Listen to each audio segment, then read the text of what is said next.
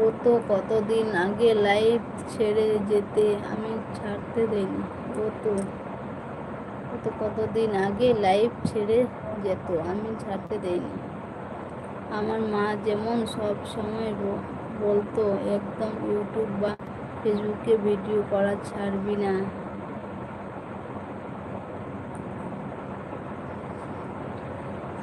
একদম ঠিক বলেছে।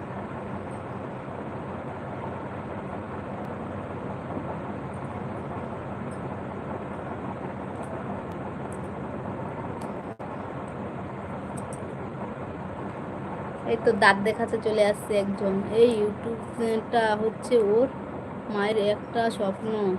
যেদিন লাইভটা ছেড়ে দেবে সেদিন আমি লাইভ ছেড়ে দেব টোটাল।